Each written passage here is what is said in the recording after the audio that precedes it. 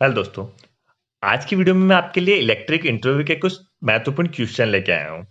तो दोस्तों आज हम इनको इंटरव्यू के अकॉर्डिंग जानेंगे और मैं इन सभी टॉपिक पे एक एक वीडियो बनाने वाला हूँ। तो कुछ वीडियो मैं बना चुका हूँ, कुछ वीडियो बनाऊंगा अगर आपका अच्छा सपोर्ट रहा और मैं मोटिवेट रहा तो। ठीक है दोस्तों, तो अब बात करते हैं हमारे पहले सवाल की। इलेक्ट्रिक इंटरव्यू में इलेक्ट्रिकल इंजीनियरिंग क्या है या इसकी डेफिनेशन हमेशा पूछी जाती है, जो कि एक बेसिक सवाल होता है। ठीक है दोस्तों, तो मैंने इसको पहले से ही लिख लिया है। The branch of engineering concern with the practical application, मतलब जो इंजीनियरिंग की वह शाखा जो इलेक्ट्रिक के प्रैक्टिकल एप्लीकेशन से संबंधित होती है। ठीक है दोस्तों, मैंने इसको इंग्लिश में इसलिए लिखा है क्योंकि हम इलेक्ट्रिकल इंजीनियर है, तो हमें एक चीज तो अच्छे इंप्रेशन के लिए इंग्लिश में आनी चाहिए ताकि हम किसी को भी अपना इंप्रेशन दिखा सके। ठीक है दोस्तों, तो अब दूसरे सवाल की बात करते हैं कि इलेक्ट्रिक मोटर क्या होती है। ठीक है दोस्तों, तो अब इसका सेकंड का आंसर होगा कि वह मोटर जो इलेक्ट्रिक से चलती है वो इलेक्ट्रिक मोटर हो गई। ये तो एक सवाल का जवाब हो गया सिंपल सा। ठीक है, तो अब मैं इसमें ये बात करता हूं कि वो मोटर जो इलेक्ट्रिक से चलती है और जो हमारी इलेक्ट्रिक एनर्जी को, ठीक है, इलेक्ट्रिक एनर्जी को मैकेनिकल एनर्जी में कन्वर्ट करती है। ठीक है, मैकेनिकल एनर्जी में कन्वर्ट करती है, उसे हम इलेक्ट्रिक मोटर कहते हैं। तो अगर आप ऐसा आंसर देंगे तो आपका इंटरव्यू पास होने का चांस बढ़ जाएंगे। ठीक है दोस्तों, तो आपको क्लियर आंसर देना है और छोटा सा आंसर। ठीक है, तो हमारा तीसरा सवाल है कि इलेक्ट्रिकल मोटर के टाइप्स कितने होते हैं। ठीक है दोस्तों, ये जो आप स्टार देख रहे हैं ये मैंने कुछ इंपॉर्टेंट सवाल जो जनरली पूछे जाते हैं उसके लिए लगाए हैं। वैसे तो ये सारे सवाल पूछे जाते हैं लेकिन इनमें लोग गलती कर देते हैं। ठीक है, तो मैं तीसरे का आंसर देता हूं आपको कि इलेक्ट्रिक मोटर अगर किसी से पूछा जाता है कि उसके टाइप कितने होते हैं तो वो बोल देगा कि एक तो एसी मोटर होता है और दूसरा डीसी मोटर होता है। तो दोस्तों अगर आप इंटरव्यू में एसी मोटर और डीसी मोटर बोलते हैं तो आपके सिलेक्शन के चांस बिल्कुल नहीं होंगे, कि ये एक तरीके से गलत जवाब है। जो कि क्योंकि आपको वहां ये बोलना है कि तीन टाइप होते हैं। ठीक है, तीन टाइप होता है। पहला एसी मोटर, दूसरा होता है डीसी मोटर, ठीक है, दूसरा होता है डीसी मोटर और तीसरा होता है स्पेशल मोटर। इस पे मैंने एक वीडियो भी बनाई है दोस्तों, जो जो आपको मैं एंड स्क्रीन सजेशन में डाल दूंगा। ठीक है, तो ये तीन टाइप के होते हैं। अगर आप ये आंसर देते हैं तो आपके पास होने के चांसेस बहुत ज्यादा बढ़ जाएंगे और आपका इंप्रेशन बहुत अच्छा जाएगा। तो जैसा मैं इसमें बेसिक बात कर लेता हूं, तो ऐसी मोटर क्या होती है, एक सिंक्रोनोमस होती है और दूसरी असिंक्रोनोमस मोटर होती है। वैसे इसमें डीसी शंट मोटर होती है, सीरीज मोटर होती है, कंपाउंड मोटर होती है, परमानेंट मैग्नेट मोटर होती है और स्पेशल मोटर इसकी बात करता हूं तो उसमें एक की बात करूं यूनिवर्सल मोटर। तो इनका जो मिक्सचर होता है एसी मोटर और डीसी मोटर का, वो यूनिवर्सल मोटर होती है। इसमें कुछ मोटर होती है जैसे स्टेपर मोटर भी होती है। ठीक है, तो मैं इसमें डिटेल से नहीं जाऊंगा। तो अगर आप ये बोलते हैं कि तीन टाइप के इलेक्ट्रिक मोटर होती है, AC motor, DC motor, special motor, तो आपका इंटरव्यू में अच्छा इंप्रेशन जाएगा और आपके चांसेस बढ़ जाएंगे। ठीक है, तो अब बात करते हैं हमारे चौथे सवाल की कि एमसीवी और फ्यूज में क्या डिफरेंस होता है। ठीक है दोस्तों, तो एमसीवी और फ्यूज में क्या डिफरेंस होता है इसके बारे में मैं आपको बहुत डिटेल में और अच्छे से बताने वाला हूं। पहले बात करूंगा मैं एमसीवी की। ठीक है, तो ये जो एमसीवी होती है, तो पहले जो ये एमसीवी होती है और ये फ्यूज है। ठीक है, तो मैं इसकी बात करता हूं। तो एमसीवी जो होती है वो मिनिएचर सर्किट ब्रेकर होती है। ठीक है, मिनिएचर सर्किट ब्रेकर, दोस्तों एमसीवी मिनिएचर सर्किट ब्रेकर होती है। ठीक है, सर्किट ब्रेकर। और फ्यूज नॉर्मल फ्यूज होता है। कभी कभी इसको एचआरसी भी बोलते हैं, वो अलग टाइप का फ्यूज होता है इसलिए एचआरसी बोलते हैं। ठीक है, अब बात करते हैं कि इसके यूज के अकॉर्डिंग। तो उससे पहले हम जान लेते हैं कि इसमें और मेन क्या डिफरेंस है। तो ये जो एमसीबी होती है वो महंगी पड़ती है और ये जो है वो सस्ती पड़ती है। ठीक है, लेकिन आजकल फ्यूज का प्रचलन बंद हो गया है। ठीक है दोस्तों, तो आजकल एमसीबी यूज में होने लग गई। अब आप ये आंसर बोल सकते हैं, लेकिन मेनली मैं आपको एक चीज बताता हूं कि एमसीबी जो होती है वो ज्यादा यूजफुल होती है और दो चीजों पर काम करती है, और फ्यूज भी दो चीजों पर काम करता है। ठीक है, अब यहां बात करते हैं हम ओवरलोड की। ठीक है, एक ओवरलोड पे काम करता है और दूसरा होता है शॉर्ट सर्किट सर्किट पे। ठीक है, तो ये शॉर्ट सर्किट पे काम करता है। अब बात करते हैं ओवरलोड क्या होता है। ठीक है, तो ओवरलोड होता है कि अगर किसी भी वायर में अगर अपने को 2 एम्पियर फ्लो हो रहा है तो वहां अगर 3 एम्पियर हो गया, 4 एम्पियर हो गया, तो वो हो जाएगा ओवरलोड। ठीक है, तो उसकी कैपेसिटी से ज्यादा लोड अगर उस पर पड़ रहा है तो वो ओवरलोड हो गया। और शॉर्ट सर्किट जो होगा जब उसमें फेस प्लस फेस हो जाएगा, मतलब फेस से फेस का वायर जुड़ जाता है या फिर फेस प्लस न्यूट्रल होता है, तो शॉर्ट सर्किट होता है। उस कंडीशन में हमारी जो एमसीवी होती है वो ट्रिप कर जाती है। ठीक है, अब बात करता हूं फ्यूज की, तो ये भी सेम काम करता है, ओवरलोड काम करता है और शॉर्ट सर्किट पे काम करता है। ठीक है दोस्तों, लेकिन मेन डिफरेंस क्या होता है कि ये जो होती है वो इंस्टेंट रिस्पॉन्डिंग होती है, मतलब हाई सेंसिटिव होती है। मतलब एक छोटे से छोटे फॉल्ट में भी, अगर फॉल्ट छोटा भी है तब भी ये जल्दी रिस्पॉन्ड करती है एमसीवी। ठीक है, जबकि फ्यूज है ना हर कंडीशन में नहीं रिस्पॉन्ड करता है, ये छोटे छोटे कंडीशन में रिस्पॉन्ड नहीं करता है, इसलिए हम एमसीवी लगाते हैं। और हमें फ्यूज जो है, मेन डिफरेंस ये भी होता है कि हम फ्यूज को हमें चेंज करना पड़ता है। ठीक है, तो हमें उसे रिप्लेस करना पड़ता है जब भी वो एक बार जल जाता है, या उसका वायर चेंज करना पड़ता है। ठीक है, और एमसीवी में जो होता है, वो एमसीवी में क्या होता है कि एमसीवी में हमें है ना उसको वही यूज होता है, उसको रीयूज कर सकते हैं। ठीक है, बस वो जो ट्रिप किया हुआ उसको वापस हमें थोड़ी देर बाद ऑन कर देना पड़ता है। ठीक है, तो यहां तक हमारे हो गए 4 सवाल। ठीक है दोस्तों, तो मैंने आपको 4 के आंसर दे दिए। अब बात करते हैं हमारे 5वें सवाल की। 5वां सवाल है हमारा, सर्किट ब्रेकर किसे कहते हैं। ठीक है दोस्तों, तो सर्किट ब्रेकर की बात करूं मैं,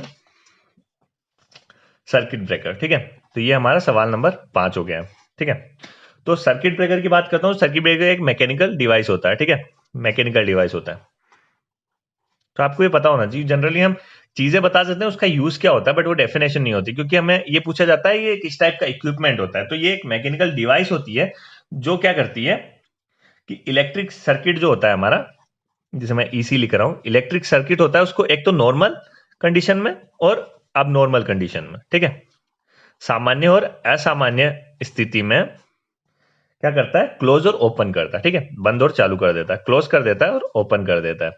ये होता है हमारा सर्किट ब्रेकर। ठीक है दोस्तों, तो जैसा मैंने अभी थोड़ी देर पहले बताया था एमसीवी। ठीक है, तो उसी तरीके से ये है, बट ये जस्ट मैकेनिकल डिवाइस होता है। तो अब हमारा अगला सवाल है कि टाइप्स ऑफ सर्किट ब्रेकर। तो आप देख रहे हैं कि मैंने जैसे बताया है कि इलेक्ट्रिक इंजीनियरिंग क्या होते हैं, ये मैंने यहाँ स्टार लगाया इलेक्ट्रिक मोटर के टाइप्स के लिए कि वो 3 टाइप के होते हैं, आप 2 मत बोलिएगा। और अब बात कर रहे हैं टाइप्स ऑफ सर्किट ब्रेकर, जिसके बारे में लोग नहीं जानते हैं। हमेशा लोग ये बात करते हैं कि हम सर्किट ब्रेकर एमसीबी होती है, ऐसी चीज है, लेकिन मैं आपको आप सर्किट ब्रेकर के पूरे टाइप बताने वाला हूँ। ठीक है, तो मेनली 5 टाइप होते हैं। ये वैसे बहुत टाइप से डिवाइड होते हैं, लेकिन मैं मेन टाइप के 5 टाइप बताने वाला हूँ। ये हमारा छठा आंसर है। ठीक है, मैं छठे सवाल का आपको आंसर दे रहा हूँ। तो उसमें पहला आता है एसीबी। ठीक है, ये होता है एयर सर्किट ब्रेकर। ठीक है, एयर सर्किट ब्रेकर होता है। दूसरा होता है हमारा ऑयल सर्किट ब्रेकर, जिसे ओसीबी बोलते हैं। ठीक है, ये हो गया ऑयल सर्किट ब्रेकर। ठीक है दोस्तों, आप बीच में स्क्रीनशॉट ले सकते हैं अगर आप अच्छे से समझ गए हैं, तो आपको शॉर्ट में याद रखने के लिए उसके बाद आप नोट्स वगैरह बना सकते हैं, या फिर आप अच्छे से समझ ही गए होंगे वीडियो के साथ। ठीक है, तीसरा होता है हमारा वीसीबी। ठीक है, अब वीसीबी की बात करता हूं मैं, तो वीसीबी जो होता है वो होता है वैक्यूम सर्किट ब्रेकर। ठीक है, वैक्यूम सर्किट ब्रेकर। ठीक है, और चौथा होता है एयर ब्लास्ट सर्किट ब्रेकर। ठीक है, एयर ब्लास्ट।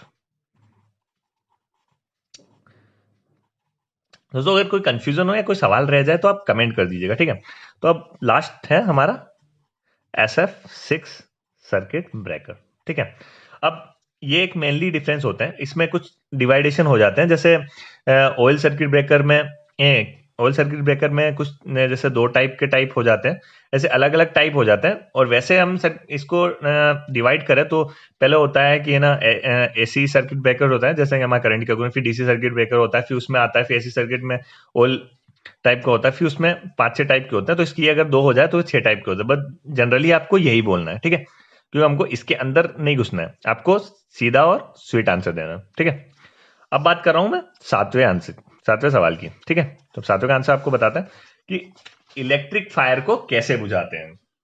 तो दोस्तों सेफ्टी के नजरिए से ये चीज भी बहुत इंपॉर्टेंट होती है, जो कि पूछी जाती है। अगर आप किसी जॉब के लिए अप्लाई कर रहे हैं, किसी चीज के लिए, या फिर आप सेफ्टी कंसर्न है कि आप इलेक्ट्रिक इंजीनियर है, तो आपको इस चीज के बारे में पता होना चाहिए। ठीक है, तो जो इलेक्ट्रिक फायर होती है, ठीक है, इलेक्ट्रिक फायर, तो उसको कैसे बुझाते हैं। तो सबसे पहले आपको पता होना चाहिए क्या, जो कंपनी ऑफिस होते हैं वहां फायर एक्सटिंग्विशर होते हैं। ठीक है, फायर एक्सटिंग्विशर होते हैं। अब ये होते हैं, ये कुछ टाइप के होते हैं, जैसे क्लास ए होता है, क्लास बी होता है, क्लास सी होता है और क्लास डी होता है, और अब तो क्लास के भी आ गया। ठीक है, तो अब डिपेंड करता है कि ये अकॉर्डिंग टू यूज बनाते हैं। जैसे मैं हमेशा बताता हूँ कि अगर किसी भी चीज का टाइप है, ठीक है दोस्तों, किसी भी चीज का टाइप है तो वो अकॉर्डिंग टू यूज ही बनता है। ठीक है, तो अब वहां आपको यूज लेना है क्लास सी। ठीक है, ये जनरली हमारे इलेक्ट्रिक फायर के लिए यूज होता है। तो आपको क्लास सी आंसर देना है कि इलेक्ट्रिक फायर को कैसे बुझाते हैं, तो हम क्लास सी का फायर एक्सटिंग्विशर यूज करेंगे और आग को बुझा देंगे। ठीक है, अब बात करते हैं हमारे 8वें सवाल की। वो होता है एक स्क्वायर एम, जिसको मैंने यहाँ अलग से लिखा है। ठीक है, और यहाँ पे एक स्क्वायर कॉपर और एल्यूमिनियम केबल में या फिर उस पर कितना लोड दे सकते हैं। मैं आप पर जो भी मैंने आपको समझाने के लिए लिखा है कि कितना लोड दे सकते हैं। ठीक है दोस्तों, तो अब बात कर रहा हूं मैं कितना लोड दे सकते हैं। तो इसमें पहले बात कर लेता हूं मैं कॉपर की। तो हमारा क्या था, एक स्क्वायर एम एम, एक स्क्वायर एम एम। ठीक है, तो अब बात कर रहा हूं मैं कॉपर की। तो बात कर रहा हूं कॉपर की, तो कॉपर में क्या करना है दोस्तों कि हम जनरली उसमें 10 से 11 एम्पियर तक का लोड दे सकते हैं, अगर हम नॉर्मल कंडीशन में उस पर थोड़ी देर के लिए उसको यूज कर रहे हैं। अगर हम फिक्स कंडीशन की बात करते हैं, जी जनरली हमने कहीं वायरिंग वायरिंग कर ली और ऐसे कर दिया, तो उस कंडीशन में कितना वो दे सकते हैं, तो वहां पे हम 5 से 6 एम्पियर लोड दे सकते हैं। ठीक है, अब ये तो बात हो गई कि फिक्स्ड लोड के लिए, लेकिन अभी इंपॉर्टेंट बात क्या है कि ऐसा सवाल आपसे इसलिए पूछा था कि कंडीशन पर डिपेंड करता है। तो यहां पे भी एक कंडीशन बतानी है आपको कि आपको डायरेक्ट ये नहीं बताना कि इतना एम्पियर होता है, 10-11 दे सकते हैं, 5-6 दे सकते हैं, ऐसा नहीं। कंडीशन है कि आप 80, 100, 150 मीटर दूर अगर वायरिंग कर रहे हैं तो उस केस में आप मैक्सिमम 4 एम्पियर तक का ही लोड दे सकते हैं 1 स्क्वायर एमएम कॉपर के वायर पर। ठीक है, जो केबल होती है उस पर। ये तो मैंने आपको ये बता दिया कि ये लोड पे होता है, तो ये कंडीशनल सवाल है। ठीक है दोस्तों, तो इसमें आप ये नहीं बोल सकते कि हम 4 एम्पियर डायरेक्ट की 4 एम्पियर हम लोड दे सकते हैं। ठीक है, अब बात कर लेता हूं मैं एल्यूमिनियम की। ठीक है, एल्यूमिनियम, ठीक है दोस्तों, तो एल्यूमिनियम में भी सेम केस है कि यहां पे हम बात करते हैं 6 से 8 एम्पियर की। मैं फ्री कंडीशन में थोड़े दिन के लिए यूज करता हूं, तो यहां पे 6 से 8 एम्पियर लोड दे सकता हूं, जहां मैं यहाँ पे कॉपर पे 10 से 11 एम्पियर दे रहा था। ठीक है, अब बात करते हैं फिक्स। जैसे हमने कोई वायरिंग कर दिया, किसी फिक्स पर्पस के लिए कर दिया, तो वहां पे मैं 4 से 5 एम्पियर दे सकता हूं। ठीक है दोस्तों, यहां देख रहे हैं, यहाँ मैं कॉपर में 5 से 6 दे रहा हूँ, यहाँ 4 से 5 दे रहा हूँ। ठीक है, तो आप जानते भी है कि है ना, कॉपर और एल्यूमिनियम जो चालक के अकॉर्डिंग होते हैं, तो कौन सा सुचालक है, और वो मैं उसके बारे में नहीं जाऊंगा, लेकिन मैं बता रहा हूँ आपको, ये जस्ट डिफरेंस दिख रहा है। ठीक है, अब वही सेम कंडीशन अगर लगाता हूं मैं कि 80, 100 या उससे ज्यादा मीटर के लिए, मीटर पे अगर वायरिंग की जा रही है, उतनी लेंथ ज्यादा दी जा रही है, तो यहां पे ओनली मैं इस पे 2 से 3 एम्पियर का ही लोड दे सकता हूं एल्यूमिनियम के वायर पे, जो कि 1 स्क्वायर एमएम का एल्यूमिनियम की केबल है या वायर है। ठीक है, तो आप देख रहे हैं डिफरेंस यहाँ पे कि ये 4 एम्पियर कॉपर पे दे सकता हूं, जो यहाँ पे 2 से 3 एम्पियर ही दे सकता हूं। तो ये सवाल का आंसर था हमारा 8वां सवाल। ठीक है, ये 8वें का। अब लास्ट सवाल का जवाब को बता देता हूं मैं, मेगर का यूज कहाँ किया जाता है। ठीक है, कहाँ किया जाता है या मेगर का क्या यूज होता है, तो ये इलेक्ट्रिकल इंजीनियरिंग में पूछा जाना इंपॉर्टेंट सवाल है। ठीक है, तो मेगर क्या होता है, सबसे पहले ये जान लेते हैं। ठीक है, जैसा मैंने आपको बोला इक्विपमेंट के बारे में जान लेना चाहिए। तो मेगर जो होता है, मेगर जो होता है वो क्या होता है, हाई रेजिस्टेंस होता है। हाई रेजिस्टेंस मेजर करने का इक्विपमेंट होता है, हाई रेजिस्टेंस मेजर इक्विपमेंट होता है। ठीक है, यंत्र होता है। ठीक है, इसका जनरली यूज, मतलब हाई रेजिस्टेंस तो मैंने बोल दिया, अब जनरली यूज कहां करते हैं, तो 1 मेगा ओम की बात करता हूं मैं। 1 मेगा ओम से ज्यादा का जहां रेजिस्टेंस होता है उसको मेजर करने के लिए किया जाता है। तो दोस्तों क्या होता है कि हाई रेजिस्टेंस मेजर करता है, और ये कितना मेजर करता है, 1 मेगा ओम से ज्यादा का रेजिस्टेंस करता है। ठीक है, तो और इससे एक यूज और होता है, ये तो एक पहला यूज हो गया। दूसरा दूसरा यूज ये है कि इसमें क्या होता है, लीकेज जो करंट होता है उसको चेक कर सकते हैं, लीकेज जो होता है करंट उसको चेक कर सकते हैं। ठीक है, और विद्युत वायरिंग आदि में फेज और न्यूट्रल के बीच में जो अर्थ टेस्ट किया जाता है, ठीक है। जो फेस और न्यूट्रल होता है उसमें जो अर्थ टेस्ट किया जाता है उसके लिए भी हम इसका यूज करते हैं, मेगर का, ठीक है।